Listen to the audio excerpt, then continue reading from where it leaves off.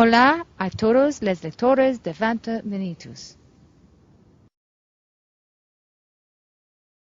Well, there's a lot of different ideas going around, but the biggest one was my mother was a Catholic, a very conformed, straightforward Catholic. And in the Catholic teachings, there was the 7 sorrows of the Blessed Virgin Mary, 7 sorrows. But 7 sorrows means 7 Dolores, 7 Dolores. So 7 sorrows. So Dolores means sorrow. Sorrow. Yeah, which is bizarre because I'm a very happy person and whatever, but my name means sorrow. For me, Miguel, it was kind of like when you are in a storm, a crazy storm, and the storm is going on around you. I'm in the eye of the storm. Have you heard of that expression, being in the eye of the storm? Yes. You're in the middle of it. So for me, I couldn't see it because I was in the middle of it. There was a storm around me, like this, and I am in the middle, and I'm just singing, and I'm doing interviews and all that. So at the time, it was very difficult because I don't think any of the band members could appreciate what was happening because we were just going from day to day and from hotel to hotel and making videos and all. But it wasn't until I took a 4-year break from the Cranberries, and I'm sitting back now, and I have 4 children now, and I'm looking back and I'm going, oh yeah, did that happen? Well, we're not totally ended forever or anything, but what happened was I spent 14-15 years with the Cranberries, and I became very famous with the Cranberries when I was 18.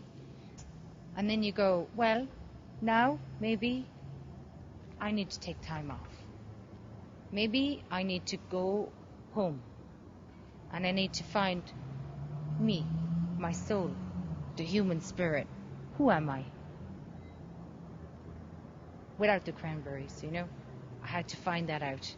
So the last 4 years was like a journey where I was trying to figure out who I am when I'm not in the Cranberries. And it was fantastic, It was so cool. I got to do stuff like really normal, waking up and worrying about the laundry. I have to wash all these clothes now. And then I have to empty the dishwasher and make the breakfast and clean up after the breakfast. And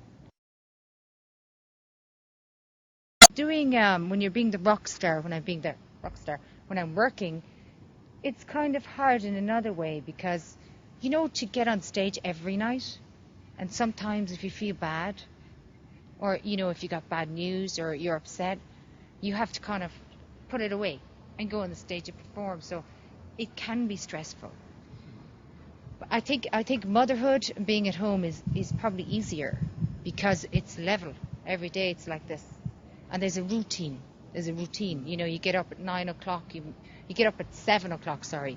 You make the breakfast, you take the kids to school, you come back and maybe I do yoga, but you have a routine. But on tour, it's like, it's a little bit more difficult because every day you're in a different city, a different hotel, you're living out of a suitcase. It's a little bit more insane. It's crazy.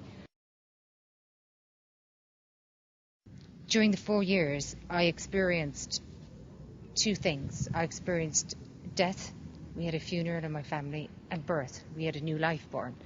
And basically, there are some very dark songs which would come after the funeral and stuff like that. And then after my little girl was born, there's some really bright songs, So there's kind of a broad spectrum of things, But what I think I'm saying is that life is short, and that people you love, you should never take them for granted. Because if you turned around tomorrow and that person was gone, would you feel okay? Or would you feel like, I should have said this, that, and the other? So I suppose there's a kind of an awakening that way where you kind of go, I have these beautiful people. I think it's on the internet already, I heard today. Yeah, I believe. So what do